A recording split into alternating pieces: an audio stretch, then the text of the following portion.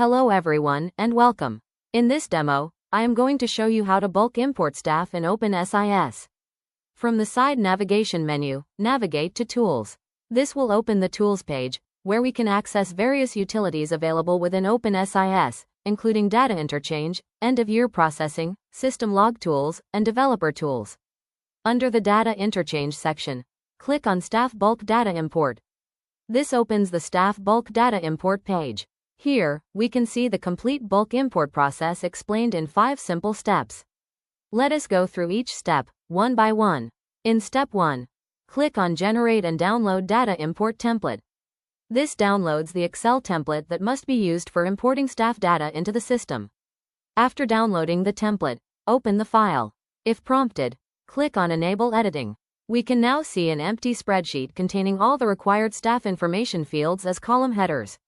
Next, enter the staff details in their respective columns, such as staff name, demographic information, contact details, employment details, and other required fields.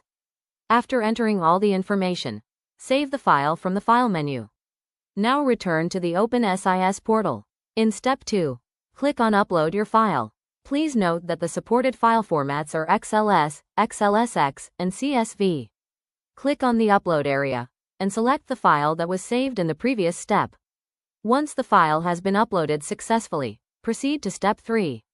Here, we have the mapping function. This step is used to create a one-to-one relationship between the columns in the spreadsheet and the corresponding fields in the openSIS database. In most cases, the mapping is performed automatically using the default settings. However, administrators can review the mappings and select the appropriate database field from the right column if any adjustments are required. Before proceeding with the import, it is recommended to review the mappings carefully to ensure that all staff information is being imported into the correct database fields. After verifying the mappings, click on Map It. If any changes are needed later, click on Change Mapping, make the required modifications, and then click on Map It again. Once the mapping has been completed successfully, click on Import Staff. The system will now begin importing the staff records into the database. When the process is completed successfully, a confirmation message displaying data import completed will appear.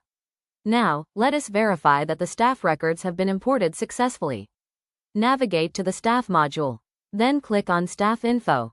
Here, we can view the staff list and confirm that the newly imported staff records have been added successfully to the database. If required, we can open the individual staff profiles to verify that all imported information has been mapped correctly. This completes the process of bulk importing staff records in openSIS. Thank you for watching.